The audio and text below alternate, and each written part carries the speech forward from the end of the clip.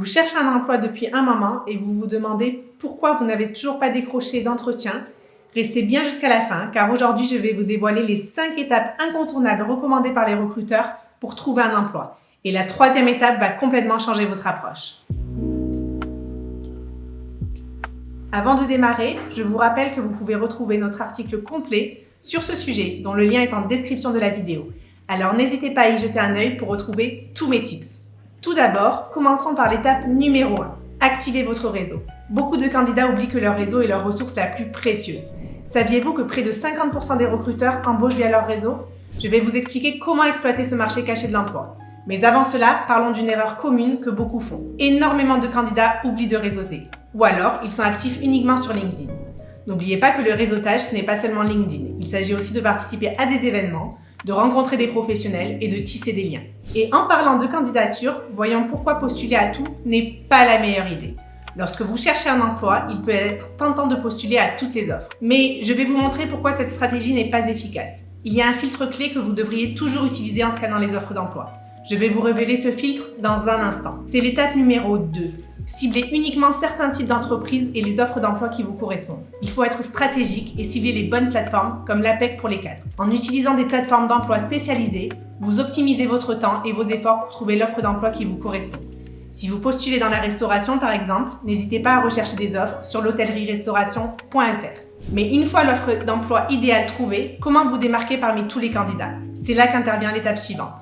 Personnalisez votre CV. C'est le b.a.-ba, l'étape numéro 3. Les recruteurs repèrent tout de suite un CV générique. Je vais vous montrer comment adapter le vôtre pour sortir du lot. Mais il y a encore une autre astuce qui vous fera passer devant tout le monde.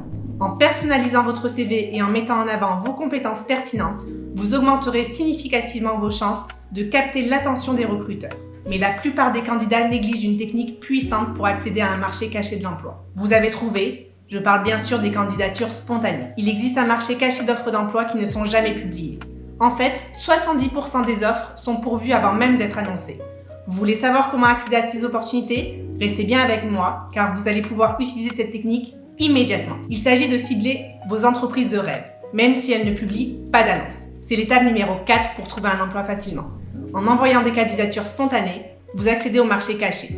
Pour cela, appuyez-vous par exemple sur des outils comme La Bonne Boîte de France Travail, qui vous permet de repérer des entreprises susceptibles de se recruter dans votre secteur. En fait, c'est un algorithme hyper puissant qui vous donne la probabilité que l'entreprise ait des besoins en recrutement dans les prochains mois.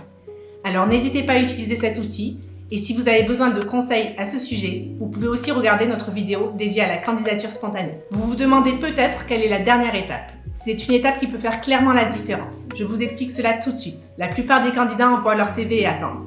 Erreur. Une relance bien faite peut faire toute la différence. Je vais vous donner le timing parfait pour relancer, un timing que les recruteurs adorent. Il faut attendre entre 8 et 10 jours après votre premier envoi pour relancer le recruteur. C'est le timing idéal. Voilà les 5 étapes clés pour maximiser vos chances de trouver un emploi. Mais ce n'est que le début. Abonnez-vous car dans la prochaine vidéo, nous allons encore plus loin avec des techniques avancées pour décrocher l'emploi de vos rêves rapidement. Mais attendez, vous voulez vraiment maximiser vos chances de décrocher un poste? Visitez makemycv.fr où mon équipe d'experts vous aide à créer un CV qui fait sensation. Imaginez avoir un coach personnel pour votre carrière, 24 heures sur 24. C'est possible et c'est à portée de clic.